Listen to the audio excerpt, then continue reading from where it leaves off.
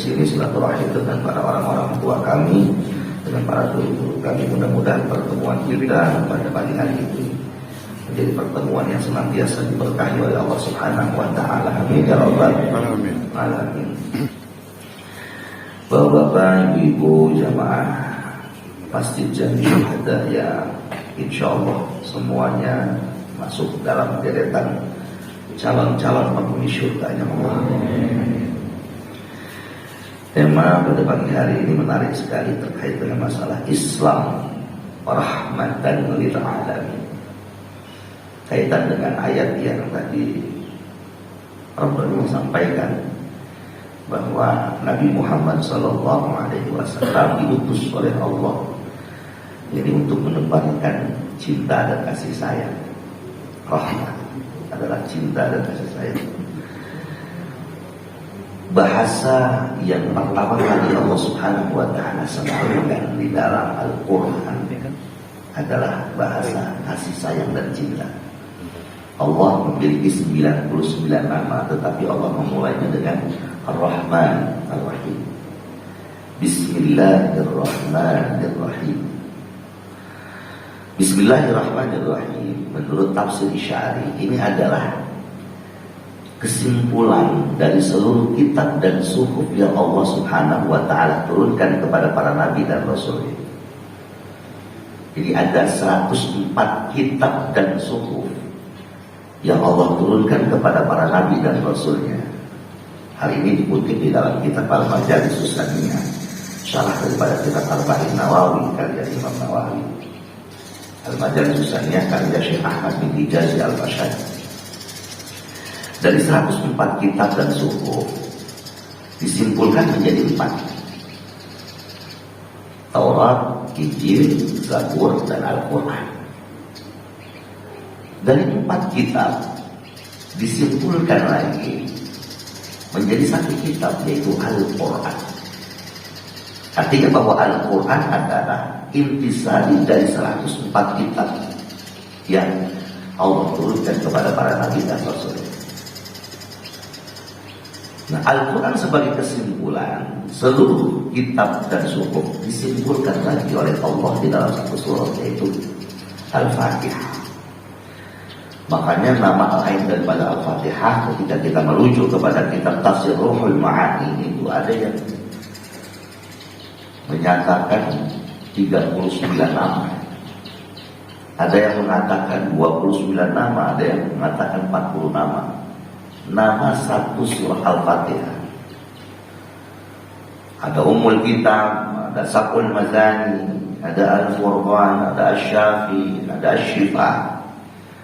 Nah, menurut para ahli tafsir, banyaknya nama dalam satu benda ini menunjukkan akan kemuliaan benda itu. Jadi Al-Fatihah disebut juga sebagai Ummul Kitab, intisari kitab suci. Al-Quran itu ada pada surat Al-Fatihah. Makanya dalam satu hadis sahih dikatakan Al-Fatihah 50 ayat. Al-Fatihah itu tergantung niat kita untuk apa. Maka seringkali kita dengar orang-orang menyampaikan, mari sama-sama kita bacakan saudara kita Al-Fatihah, mudah-mudahan Allah berikan kesehatan bagi penyakit kita. Jadi tergantung niat kita untuk apa Al-Fatihah. Nah, Al-Fatihah sebagai kesimpulan daripada isi kandungan Al-Quran disimpulkan lagi oleh Allah di dalam satu ayat, yaitu Bismillahirrahmanirrahim. Kita coba lihat bagaimana Allah Subhanahu wa ta'ala mengawali firman-Nya dengan nama beliau, dinisbatkan dengan sifat beliau yang Rahman dan yang Rahim. Padahal Allah punya sifat Al-Jabbar, Allah punya sifat Al-Qahar, Syadid al-Batsh, yang maha perkasa, yang maha kuasa. Tetapi itu tidak dicantumkan di dalam kalimat Bismillahirrahmanirrahim. Tidak menggunakan Bismillahil-Jabbaril Qahar, tapi Bismillahirrahmanirrahim. Ini menunjukkan bahwa Islam itu adalah agama yang penuh dengan cinta dan kasih sayang. Nah, Ar-Rahman Ar-Rahim ini dari satu suku kata yang sama, yaitu Ar-Rahmah. Dulu waktu masih mondok di Jawa Timur, kalau makna Ar-Rahman itu Ar-Rahman kang welas ase ing dalem dunya lan akhirat. Ar-Rahim kang welas ase ing dalem akhirat ndoko. Awal-awal saya nggak paham, kan saya orang Betawi, dikasih makna Jawa. Ini maksudnya apa? Saya tanya senior. Oh, ternyata Rahman itu adalah sifat kasih sayang Allah yang Allah berikan kepada seluruh makhluk tanpa pilih kasih. Allah berikan rahmannya kepada langit, Allah berikan rahmannya kepada bumi, Allah berikan rahmannya kepada gunung, Allah berikan rahmannya kepada laut, Allah berikan rahmannya kepada manusia, Allah berikan rahmannya kepada hewan, Allah berikan rahmannya kepada tumbuhan. Allah berikan rahmannya kepada orang yang rajin melaksanakan sholat subuh berjamaah. Allah berikan rahmannya juga kepada orang yang sholat subuhnya kesiangan. Allah berikan rahmannya kepada orang yang ahli ibadah. Allah berikan rahmannya juga kepada orang yang tidak ahli ibadah. Allah berikan rahmannya kepada orang yang beriman, dan Allah berikan rahmannya juga kepada orang yang tidak beriman. Ini yang kemudian menjadi sebuah alasan bahwa kita tidak boleh membenci siapapun. Yang kita benci bukan orangnya, tetapi kelakuannya. Maka salah ketika kita membenci manusia. Allah yang menciptakan kita tidak pernah membenci siapapun. Semua diberikan kasih sayang oleh Allah, hatta orang kafir. Buktinya mereka diberikan hidup oleh Allah. Buktinya mereka diberikan makan oleh Allah. Kalau kita merujuk kepada hadis qudsi, ya ibadi kullukum ja'iun illa man at'amtuhu fastat'imuni ut'imkum. Kalian semuanya dalam keadaan lapar kecuali orang-orang yang aku berikan makan kepada kalian, maka mintalah makan kepadaku, niscaya aku akan berikan makan kepada kalian. Kita lihat saat ini, mereka yang tidak beriman bisa makan. Mereka yang tidak beriman kepada Allah bisa bernafas, bisa hidup. Artinya Allah Subhanahu wa ta'ala memberikan rahmannya kepada siapapun daripada makhluknya tanpa pilih kasih. Kalau kita menyadari bahwa kita adalah seorang hamba, tidak ada alasan kita untuk membenci satu dengan yang lain. Yang saat ini kita lihat bahwa kebencian itu sudah mulai dimunculkan oleh agen-agen iblis. 15 abad yang silam, baginda Rasulullah SAW sedang duduk dengan para sahabat, lalu beliau sampaikan, inna syaitana qad aysa ay ya'budahul musallun fi jaziratil Arab. Waktu itu Fiji belum masuk Islam, Indonesia belum ada Islam. Di Jazirah Arab 15 abad yang silam, inna syaitana, sesungguhnya syaitan, qad aisa, benar-benar sudah putus asa, ayya'budahul musalluna fi jaziratil Arab, untuk membendung populasi umat Islam di Jazirah Arab. Begitu sangat pesat orang-orang yang kemudian masuk ke dalam agama Islam di Jazirah Arab. Setan benar-benar telah putus asa, gak mampu membendung itu. Walakin fit tahrishi bainahum. Ini setan, dia gak pernah putus asa. Dicoba cari strategi apa kira-kira yang bisa menghancurkan umat Islam. Gak apa-apa secara populasi umat Islam berkembang pesat di mana-mana, tetapi aku bikin, kata setan, mereka satu sama lain saling bermusuhan. Al-adawah, at-tahrish bainahum bimakna al-adawah. Al-adawah bainal muslimin. Kalau kita masih bermusuhan satu dengan yang lain, kita belum sampai maqam mukmin, masih maqam muslim. Salat kita jalankan, puasa kita jalankan, haji kita jalankan, zakat kita keluarkan, tapi kita masih bermusuhan antara satu dengan yang lain lantaran persoalan yang tidak prinsipil. Persoalan masalah kunut atau tidak kunut, persoalan masalah membaca bismillah pada membaca surat Al-Fatihah, kita masih bertengkar di dalam wilayah-wilayah, maka kita belum sampai pada level mukmin. Ini yang disampaikan oleh baginda Rasulullah SAW ketika datang orang-orang Badui,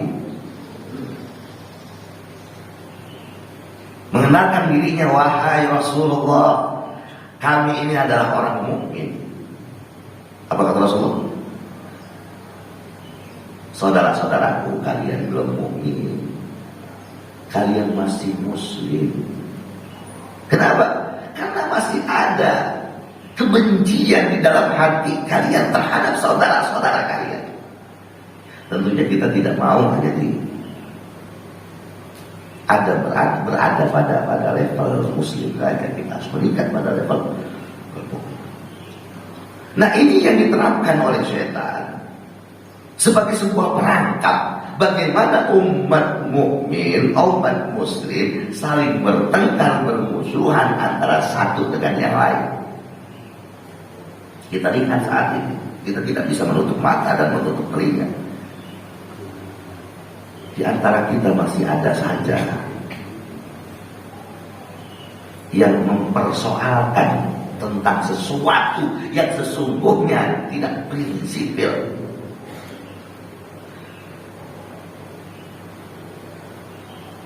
Dulu pernah terjadi, Pak, di India.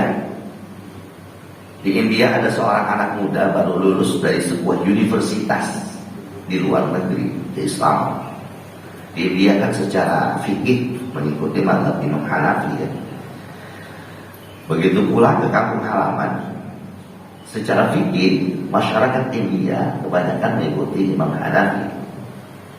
Nah, begitu masuk ke masjid, melihat jamaah-jamaah kaum muslimin yang ada di India pada saat ruku dan sujud mengangkat kedua tangan. Allahu Akbar. Sujud juga begitu. Allahu Akbar. Anak muda langsung ambil peran, mengatakan, yang kalian lakukan ini dalilnya tidak kuat.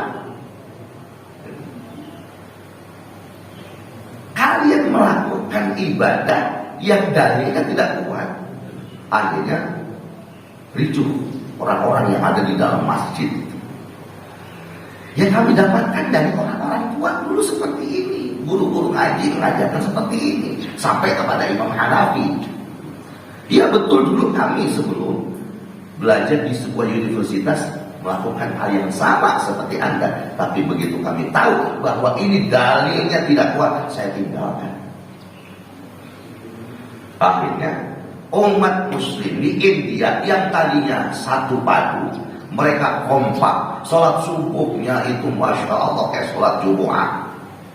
Tidak ada perselisihan tentang sesuatu yang sepele. Akhirnya pecah, berkelompok-kelompok. Kelompok A, kelompok B, kelompok C. Nah, di India ada seorang ulama karismatik yang bernama Syekh Waliullah Ad-Dahlawi. Orang India biasa menyebut Syekh Waliullah Ad-Dahlawi. Coba nanti dicari. Beliau itu termasuk mujaddid, alim,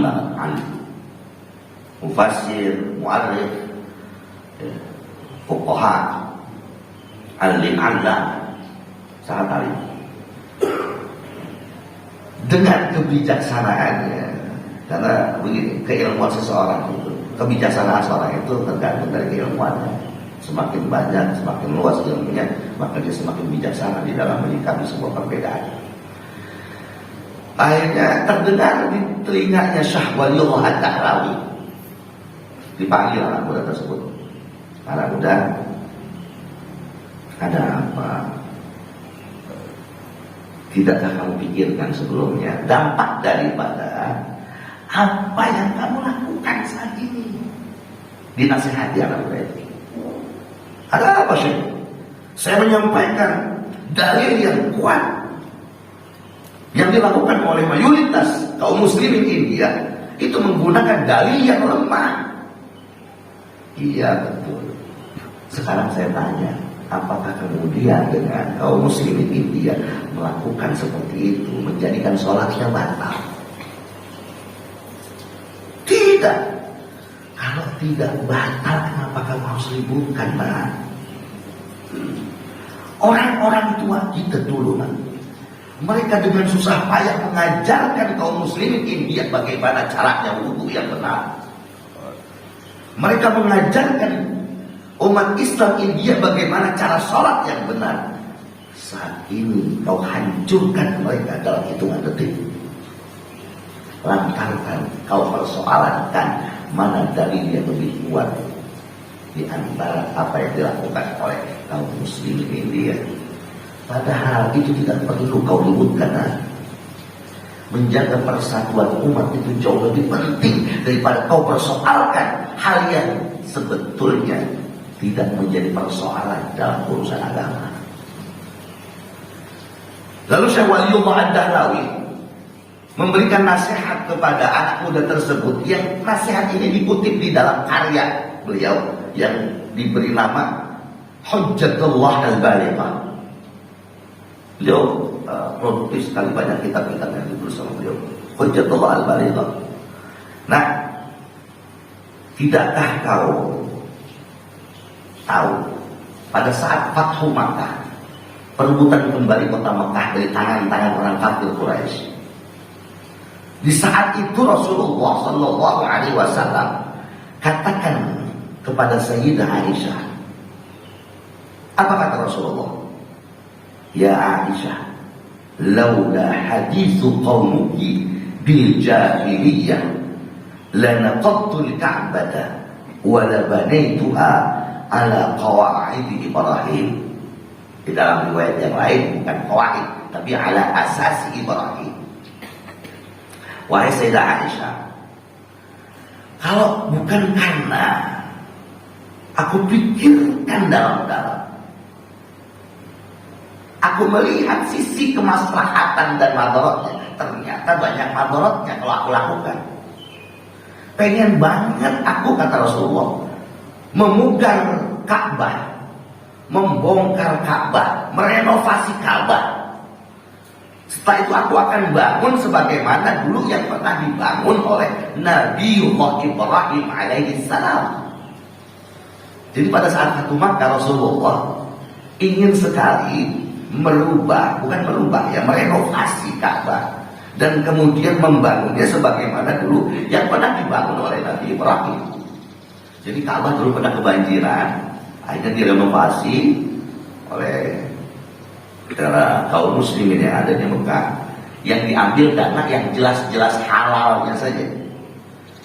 Ternyata bangunan Ka'bah belum selesai, uang udah kehabisan, ada ya, setengah lingkaran yang itu sesungguhnya bagian daripada Ka'bah yang saat ini disebut dengan Hijr Ismail.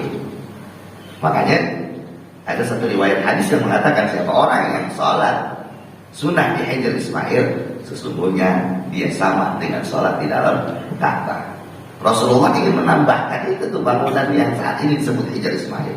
Tapi karena Rasulullah mempertimbangkan kalau Rasulullah lakukan ini, orang-orang yang baru masuk Islam akan bertanya-tanya akhirnya nanti mereka saling ribut satu dengan yang lain. Kenapa kok Ka'bah dibongkar oleh Rasulullah?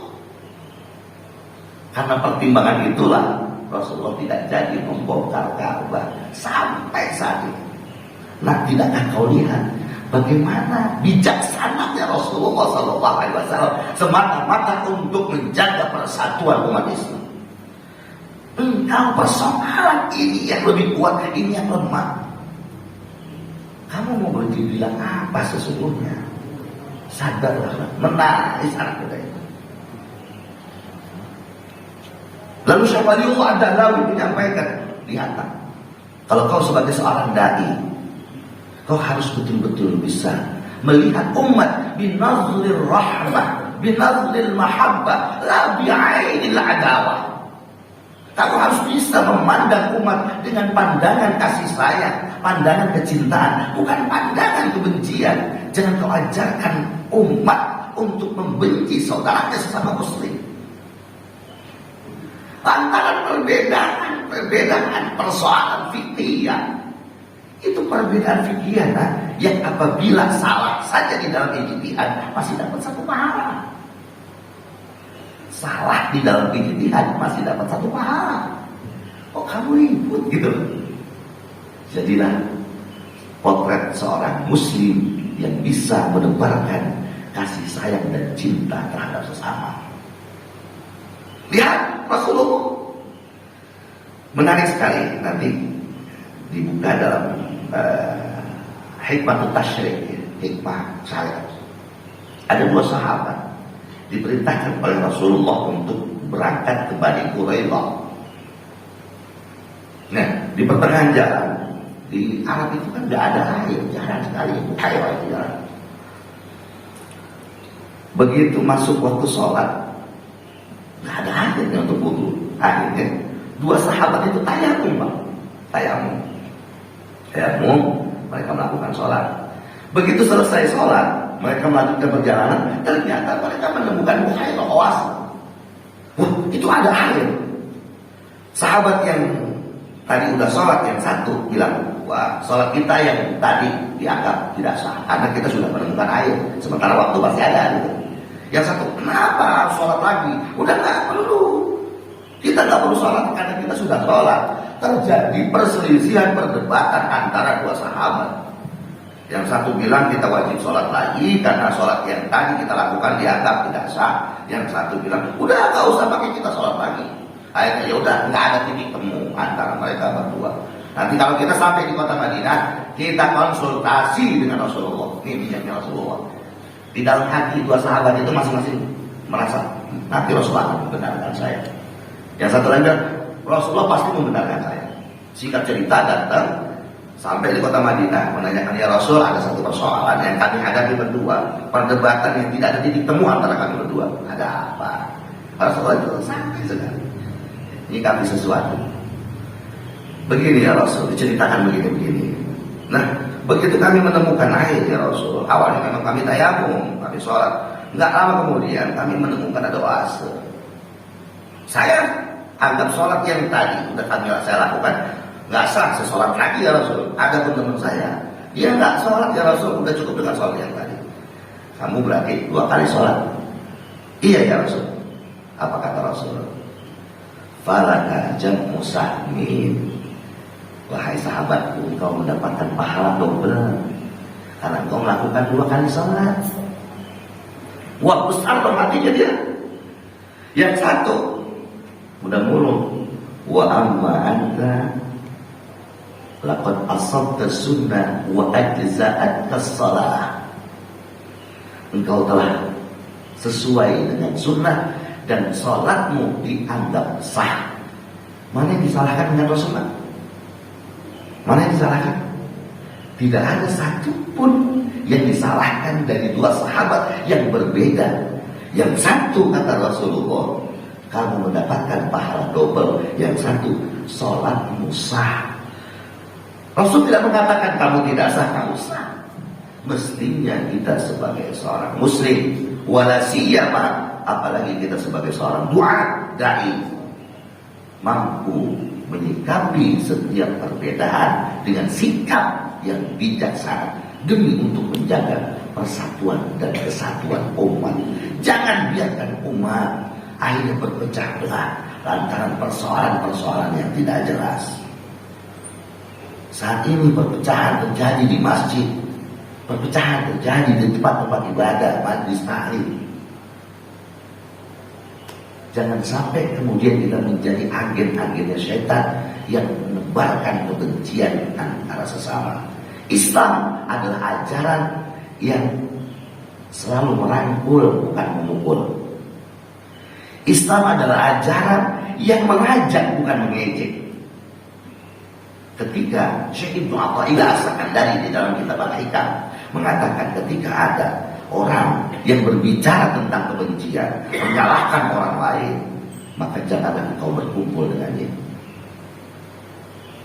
Di dalam kitab Kifayatul Atqiyah, Syekh Said Bakar bin Said Syafu'ad-Dimyati mengatakan secara tegas, jangan kau jadikan gurumu adalah orang yang selalu menebarkan kebencian di dalam hatimu terhadap orang lain.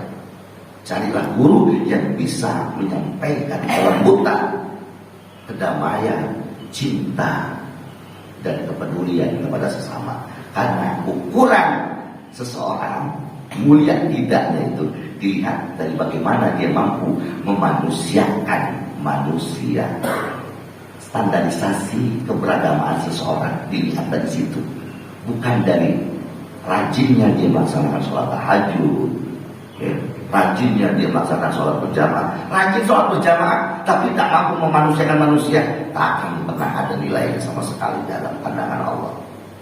Orang mestinya yang sudah rajin sholat jamaah, sudah rajin ta'lim, melihat orang lain dengan kacamata hakikat, tapi melihat dirinya dengan kacamata syariat. Barangkali ini sekelumit muqaddimah dan tamhid dari saya terkait dengan Islam yang penuh dengan cinta dan kasih sayang. Saya buka kesempatan untuk tanya jawab. Nanti akan kita kembangkan dalam sesi tanya jawab ini. Wallahu a'lam bishawab.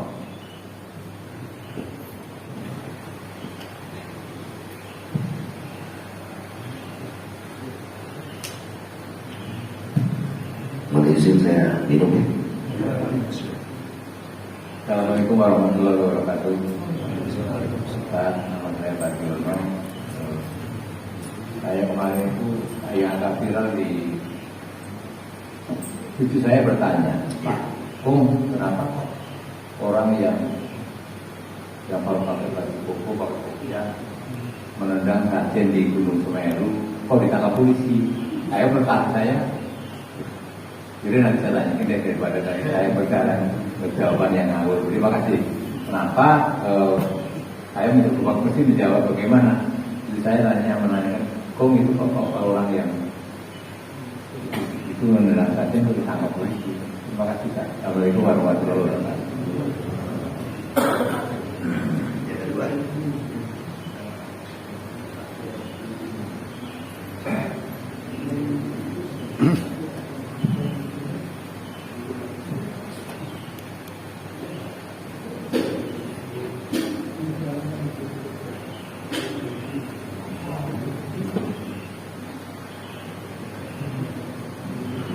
barangkali dari ibu.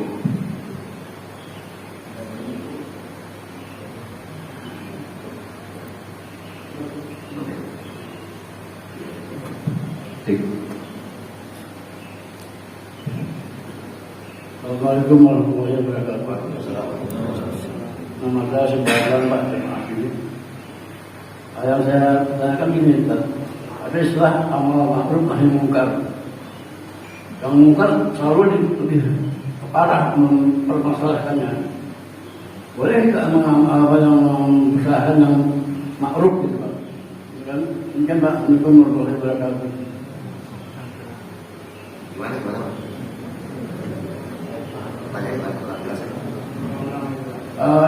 Istilah amal ma'ruf nahi mungkar, yang dipermasalahkan yang mungkar saja dalam kehidupan kita.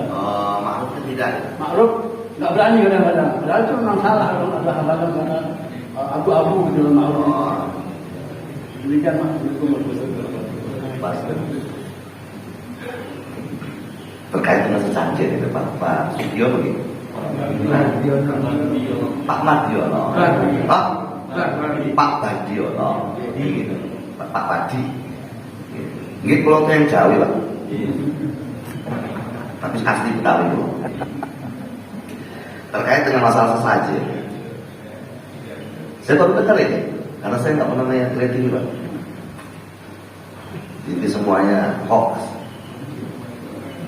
Akhirnya gimana ya untuk menjaga hati jangan sampai akhirnya ada suuzon kepada orang lain. Dah TV nggak usah saya nonton, paling nonton bola doang aja.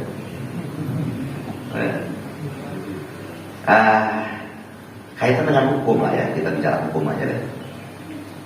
Bagaimana hukum kita menyajikan sesuatu buat tempat-tempat yang kita anggap keramat? Tak boleh, tak boleh. Syirik gitu. Menyajikan sesuatu, makanan atau apa di tempat-tempat yang kita anggap keramat, punah, kemudian kuburan kita taruh makanan misalkan juga, itu nggak boleh syirik. Jadi Kita ajaran animisme, dinamisme, yang ajaran tersebut ya, sempat dulu dihanguskan oleh para wali-wali Songo. Tapi luar biasa wali Songo di dalam menyebarkan Islam di Indonesia. Satu-satunya revolusi Islam di dunia yang tidak ada pertumpahan darah cuma di Indonesia. Tetap ya, menjaga kearifan lokalnya tanpa harus ada peperangan di Indonesia masuknya Islam. Begitu sangat santun ya. Pendekatannya lewat budaya, wayang, ya, skate dan sebagainya.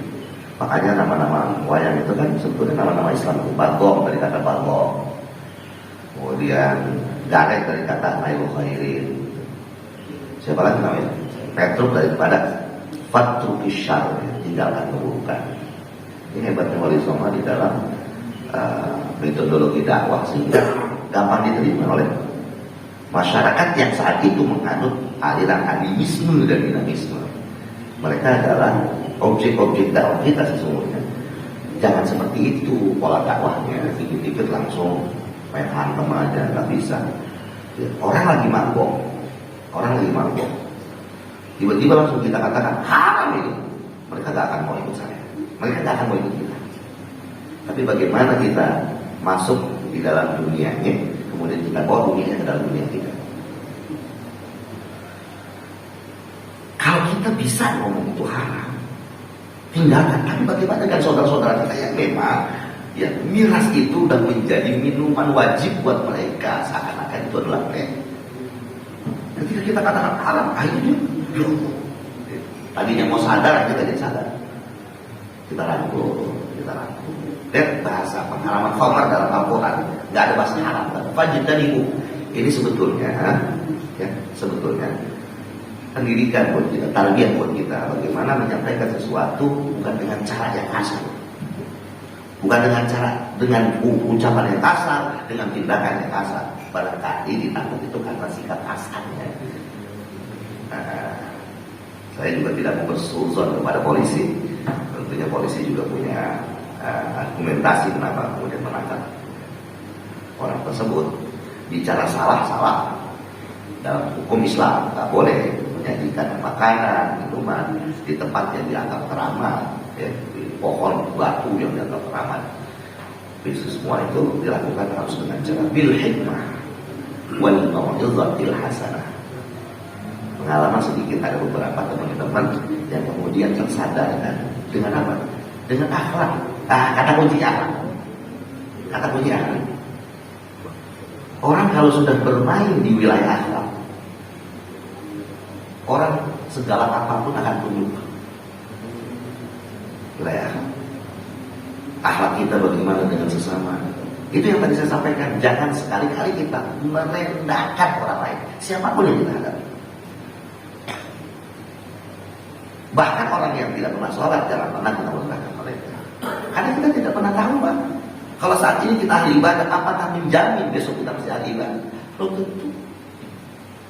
Kalau saat ini mereka yang tidak ahli ibadah, apakah selamanya kita bisa jamin mereka tidak ahli ibadah? Belum tentu. Bisa jadi nanti Allah berikan hidayah, ibadah itu jauh lebih tekun daripada kita. Nah, ini alasan kenapa kita tidak boleh melakukan satu tindakan ya, yang kasar terhadap perbuatan salah orang lain. Nah, ini juga mewakili jawaban dari Bapak tadi. Orang gampang, kalau menurut saya terbalik, orang gampang untuk amar ma'ruf, tapi sedikit sekali orang yang nahi munkar. Gitu. Nahi munkar juga ada aturan mainnya, ada kode etiknya. Idza ra'a minkumul munkar falyughayyirhu biyadihi. Ketika kau melihat sebuah kemungkaran, maka berusahalah untuk kau rubah dengan kekuasaanmu. Kalau kita sebagai kepala lingkungan, bagaimana kita bikin aturan. Aturan itu bukan untuk menghukum, tapi untuk mendidik. Dalam Islam, aturan itu bukan untuk menghukum. Jadi jangan ada kesan orang masuk agama Islam itu karena ketakutan. Islam itu agama yang penuh dengan kecintaan. Nah, kalau kita sebagai ketua lingkungan, apakah RT, RW, ya, itu lurah, camat, bikin aturan. Karena kita punya kuasa sebagai pimpinan. Kita nggak punya kuasa apa-apa, kita warga biasa. Fabilisani, maka bagaimana kita bisa menasihati mereka, tapi dengan nasihat yang tidak menggores hati. Nasihat yang tidak menggores hati itu yang seperti apa? Nasihat yang betul-betul muncul dari hati, bukan dengan nafsu. Nasihat yang betul-betul muncul dengan keikhlasan, bukan dengan hawa nafsu dan kepentingan. Orang yang apabila memberikan teguran kepada orang lain dengan nafsu dan kepentingan yang ada adalah amarah, mengutuk orang itu nggak boleh, karena Allah tidak pernah mengutuk hamba. Apalagi sampai mengatakan orang kafir itu nggak boleh. Siapa orang yang mengatakan orang kafir sementara orang tersebut masih iman kepada Allah, maka sesungguhnya kafir itu ada padanya. Soalnya, nah ketika kita nahi munkar, bagaimana kita lakukan itu dengan cara yang sangat itu? Lihat, baca sejarah. Rasulullah tidak pernah memulai perang. Rasulullah perang pun dalam rangka ad-difa' anil adawah, mempertahankan kehormatan diri dari serangan musuh. Maka ketika ada orang yang berbicara ma'ruf nahi munkar, akan tetapi dengan cara kekerasan, itu bukan bagian daripada ajaran Islam. Padahal seperti itu, wallahu a'lam bishawab. Ada aja.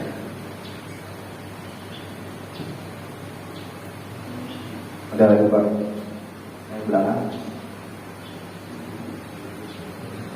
Forum diskusi tidak sepaham dengan saya juga tidak jadi masalah, karena kita sepakat dalam ketidaksepakatan. Jadi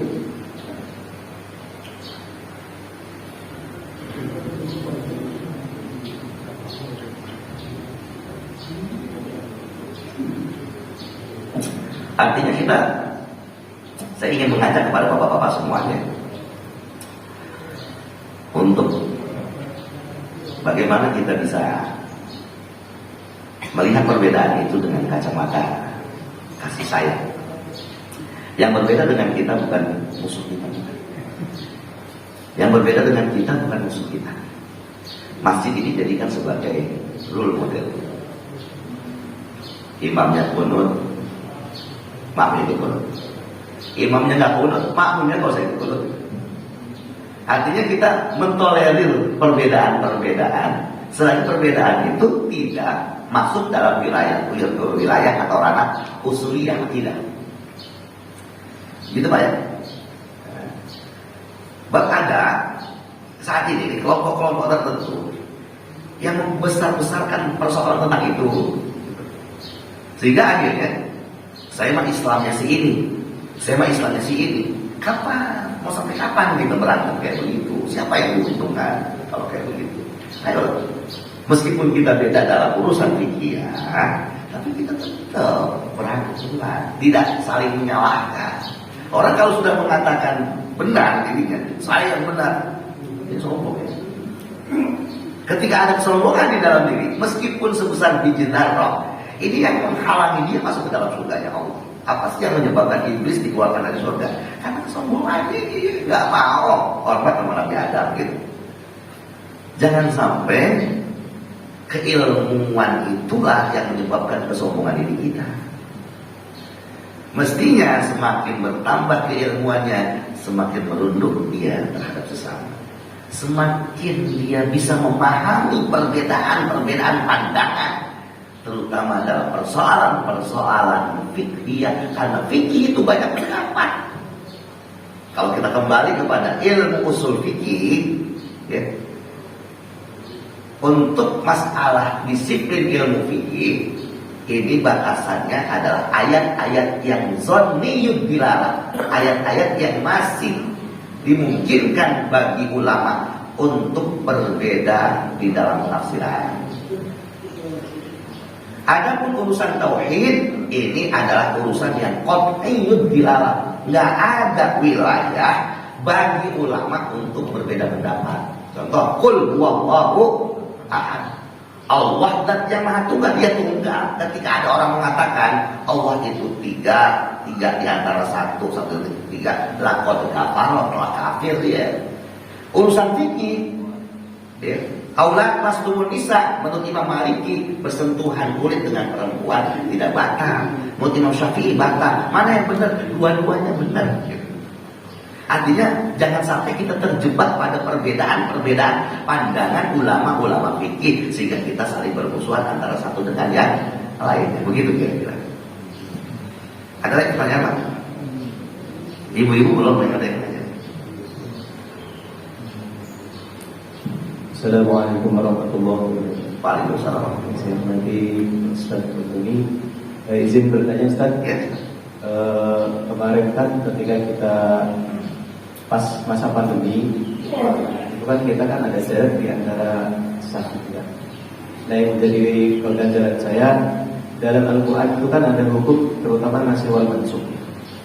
Nah dan samin ayatin awal musiha nah bi khairiha aw mithliha alam alam an Allah ala kulli syai'in qadir, yaitu penghapusan dan pemindahan.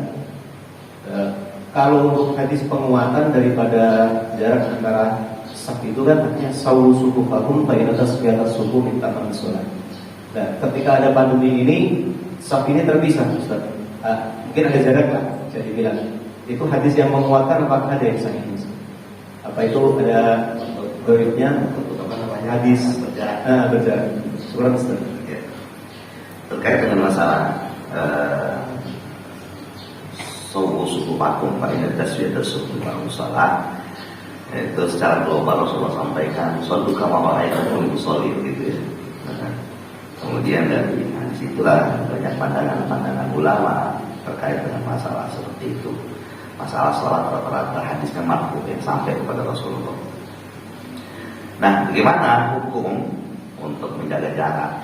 Kalau saya di tempat saya, masjid saya muslim, sampai sekarang yang ada jarak. Untuk di masjid yang lain ada jarak. Ya. Tetap kita menghargai aturan prokes. Cuman saya punya keyakinan begini Pak, keyakinan saya ini mah boleh beda, boleh sama ya. Urusan mati memang udah ditentuin sama Allah. Mati bukan masalah sakit, tapi memang udah ajal gitu. Nah, bentuk kita ikhtiar sama Allah ya, kita pakai masker dari mana-mana kita cuci tangan, jangan melakukan sentuhan ya, sentuhan. Cuma kok makin kemari makin janggal saya gitu.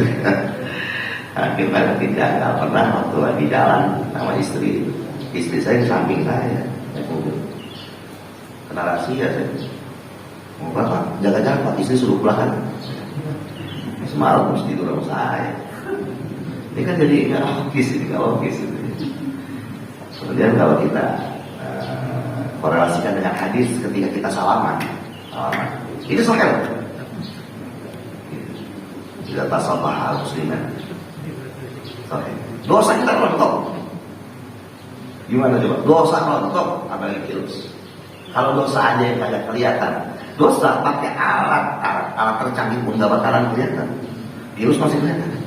Ketika kita salamannya dengan kecintaan pada saudara. Itu dosa-dosa kita rontok. Bagaimana virus? Sekarang kita nggak boleh salaman.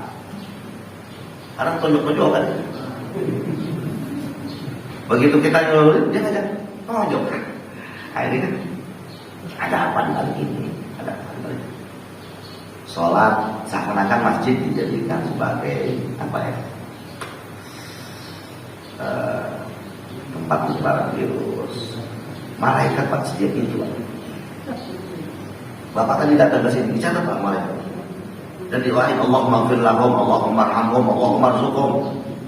Ya Allah berikan kasih sayangmu kepada mereka yang datang ke rumahmu ini. Berikan ampunanmu untuk mereka yang datang ke rumahmu ini. Berikan rezeki kepada mereka yang datang ke rumahmu ini. Malaikat. Dan orang nggak mungkin datang ke masjid dalam keadaan kotor. Ya. Harus hati-hati. Saat ini yang harus kita lakukan adalah pendekatan langit, bukan pendekatan bumi. Udah, sholat, mohon maaf bukan saya ngajar jaga. Gak usah pakai ada jarak lah. Ya, nggak kudu yakin. Ada cerita Pak, mungkin Bapak udah dengar. Dulu ada seorang syekh di Mekah. Syekh ini hebat, dia punya murid nggak cuma manusia, jin juga. Jin, ngaji sama syekh. Kata jin ini, yang muridnya syekh, Syekh, tahun depan akan ada bala yang meninggal 5.000 ujar. Kamu jangan sotoy, kata syekhnya. Beneran Syekh, saya tahu. Singkat cerita 1 tahun kemudian, yang meninggal bukan 5.000 Pak, 10.000 Pak. 10.000. Udah. Ayo, itu yang baca ya. Akhirnya syekhnya komplain ya. Komplain. Kamu gimana sih Jin? Gila. Kata kamu yang meninggal 5.000, ternyata yang meninggal 10.000. Syekh, yang tercatat sama Allah 5.000. Terus yang 5.000 itu meninggal karena takut. Takut, saking takutnya sama orang nggak mau salaman. Yang ada di rumah aja dekem, orang bertamu nggak dibukain pintu. Akhirnya rasa takut itulah yang kemudian membuat dia sakit parah, akhirnya mati. Gitu. Ya kita jangan takut-takut banget. Kita ada ikhtiar, kita jalani Mas. Cuci tangan, kita pakai masker ya. Jadi mana-mana kita mandi, pakai apa lagi? Iya, saya sampai sekarang susah banget nyebut itu. Ya, sekarang kita pakai pendekatan langit. Nggak cuma sekedar cuci tangan, tapi wudhu. Dari mana-mana, bukan cuci tangan. Kalau cuci tangan nggak ada nilai pahalanya. Dari mana-mana kita wudhu. Batal wudhu, batal wudhu, batal wudhu. Wah, cakep. Gitu ya. Tadi, Ustaz, gitu ya. Artinya penguatannya itu selalu kalau itu mengusolli. Ketika itu tidak darurat sekali, tidak boleh ada jarak. Ya. Tidak boleh jarak. Harus rapat. Ukuran rapat itu kan pundak, bukan kaki. Pundak. Jadi bukan di kaki, bukan nempel kaki dengan kaki, tapi pundak dengan pundak. Rapat. Nanti coba kalian buka di kitab Risalah Ahlus Sunnah wal Jamaah. Enggak. Udah baca ya? Haji dulu. Itu saja. Ada tanya? Ya.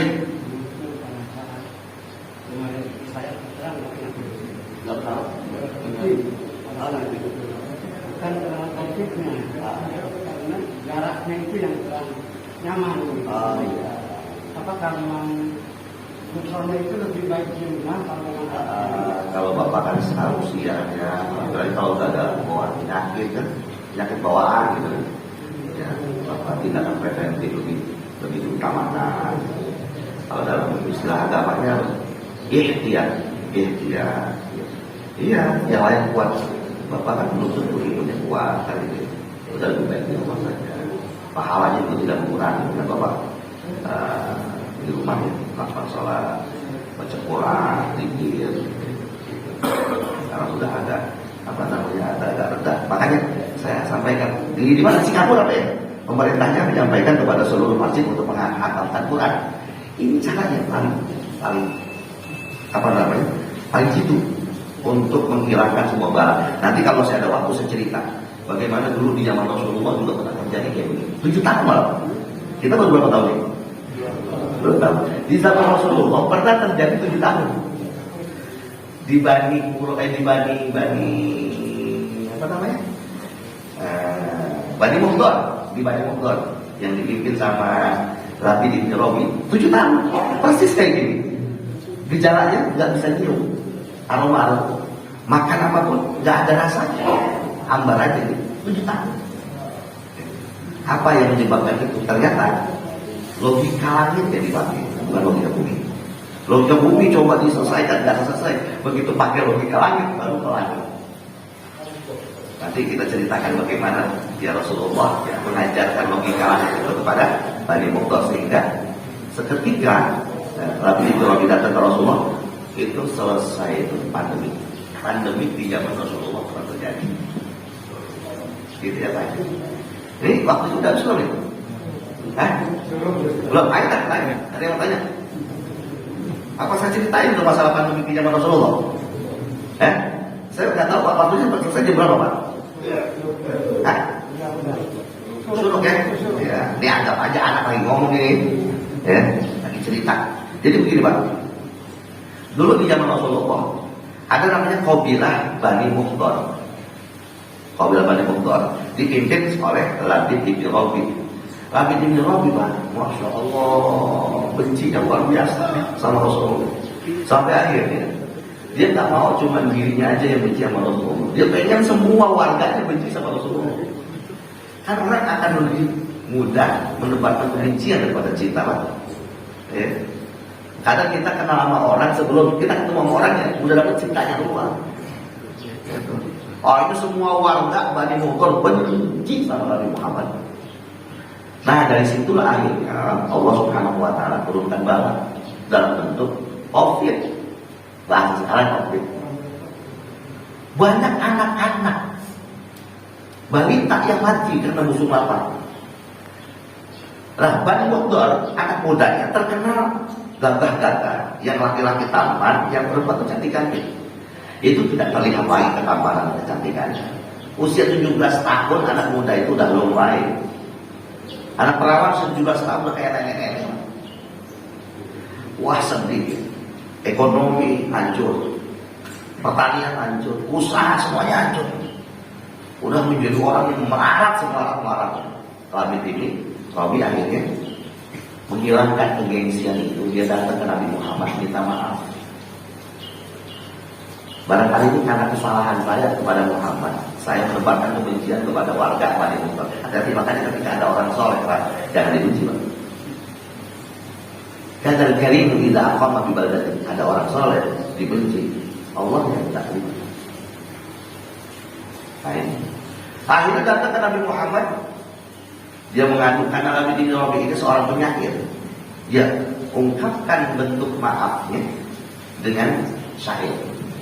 Atainaka ya khairal bariyati kulliha litarhamana mimma laqina minal azali. Aku datang kepadamu wahai Muhammad, manusia yang paling baik. Baru diakui Nabi Muhammad sebagai manusia yang paling baik. Litarhamana mimma laqina minal azali, agar kau berikan kepada kami, kepada warga kami, kasih sayang terhadap pandemi yang saat ini dialami oleh warga kami. Nangis itu Labid bin Rabi. Atainaka wal adra'u yadma labanuha wa qad tajla sabiyyi ala qitri. Aku datang kepadamu wahai Muhammad. Di saat itu Labid bin Rabi belum masuk Islam. Atainaka wal adra'u yadma labanuha. Muhammad, aku datang kepadamu memberikan informasi berapa banyak ibu-ibu yang baru melahirkan, dia nggak keluar air susunya karena nggak ada yang bisa dimakan. Waqad dahilakum musabiyyi 'ala tifli, berapa banyak anak-anak balita yang mereka mati karena musuh lapar. Nangis kalau Nabi Muhammad kalau udah menghadapin orang yang kayak begini udah begini. Ya Allah, kasihan amat. Nggak tegaan Nabi Muhammad. Nggak tegaan. Wa alqatukan li syuja'an istiqanatan sultan la yumirru wa la yuhdi. Wa alqatukan li syuja'an istiqanatan. Anak-anak muda yang tadinya gagah, tampan, saat ini menjadi anak muda yang mulai. Sultan la yumirru wa la yuhdi, anak perawan. Di kampung kami terkenal cantiknya, udah tidak terlihat kecantikan itu. Yang ada mereka seperti orang yang berusia 70 tahun. Sultan la yumirru wa la yuhdi, mereka ketika ada aroma nggak bisa mencium apa-apa. Ini kan COVID. Ketika mereka makan, nggak bisa ngerasain ini manis, ini asam, ini pahit, ini asin. Udah hambar aja rasanya. Wala syai'a yaqulu 'indana siwal 'izzil 'ami wal 'amali. Di kampung kami udah nggak ada lagi gandum, makanan nggak ada. Yang ada, yang tumbuh cuman kaktus sama rumput yang beracun. Setiap mereka makan itu mati, karena nggak ada yang bisa dimakan. Bansos nggak ada bansos. Kalau kita masih mending ada bansos, Pak. Iya, kita di rumah kan kita masih ada bansos. Cuman ya jangan korupsi aja di bansos itu. Dulu nggak ada bansos. Makanya apa? Rumput dan kaktus yang tumbuh di depan rumahnya dan itu beracun setiap makan. Apa kata Labid bin Rabi? Wala syai'a apa itu? Wa laisa lana illa ilaika wa aina yafirrul mar'u illa ila rasul. Mana saya harus mengadu wahai Muhammad? Kemarin dia musuhin banget Nabi Muhammad, sekarang dia ngalam muji-muji Nabi Muhammad. Kemana saya harus mengadu wahai Muhammad? Illa ilaika rasul, kecuali kepada engkau wahai manusia yang paling mulia. Nabi Muhammad ketika mendengarkan curhatan Nabi Ibrahim menangis, Pak. Nggak ada dendam sedikit pun di hati Nabi Muhammad. Makanya kata Nabi Muhammad itu masyhur, wa ahsu ila man asa. Kita sebagai mukmin nggak boleh ya, ketika ada orang berbuat buruk, kita berbuat buruk pada dia. Itu mah bukan akhlaknya muslim. Kita berbuat baik kepada orang baik itu biasa. Yang luar biasa berbuat baik kepada orang yang tidak pernah berbuat baik kepada kita. Nabi Muhammad menangis. Akhirnya terakhir permintaannya Nabi Ibrahim, fa in tad'u bisuqya wa bil 'afwi tursi as-sama'u yabqa 'ala al-'afwi. Nabi Muhammad tolong doain saya dan kaum saya agar mereka selesai dari pandemi Covid. Nabi Muhammad sambil minta, ya Allah ya Allah ya Allah ya Allah, ampuni dosa mereka, ampuni ya Allah. Maafkan saya redha dengan kezaliman yang mereka lakukan pada saya, Allah. Saya maafkan. Seketika Allah turunkan hujan, yang hujannya itu adalah hujan rahmat. 7 tahun persis Bani Muhdar ditimpa bala dalam bentuk Covid. Kalau kita pengen cepat selesai, kembali kepada ajaran Rasulullah, kembali kepada akhlak Rasulullah. Akhlak Rasulullah seperti apa? Itu yang harus kita pelajari dan itu yang harus kita betul-betul contoh. Barangkali nggak ada Rabbana ma khalaqta hadza batilan, nggak ada yang tercipta di muka bumi ini yang batil, semua mengandung hikmah. Agar kita semuanya berpikir, jangan-jangan yang kita jauh dari ajaran Rasulullah.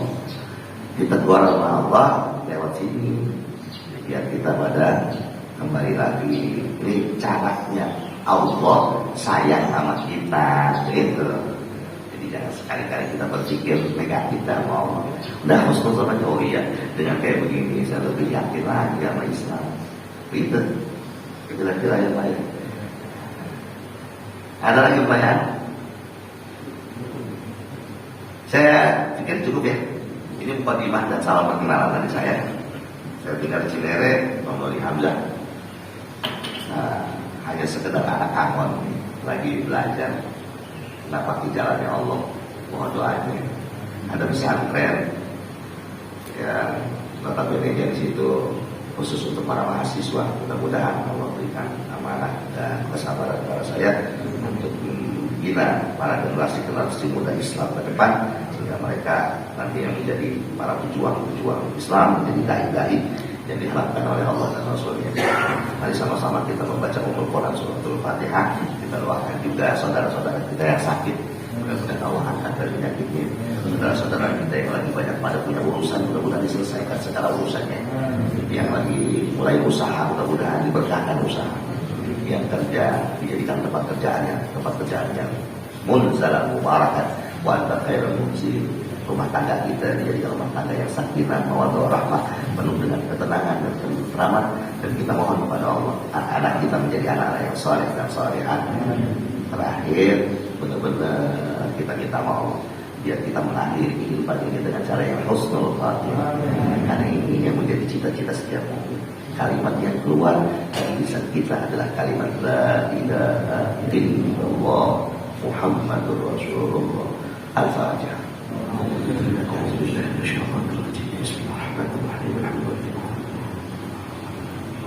Iya.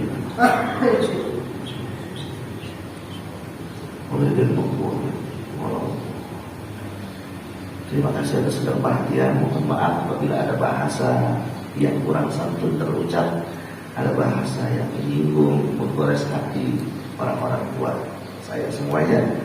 Mudah-mudahan Allah ridha pada pertemuan kita pagi hari ini dan menjadi sabab Allah pertemuan kita di dalam surga yang nanti. Wallahu muwaffiq ila aqwamit thoriq. Assalamualaikum warahmatullahi wabarakatuh.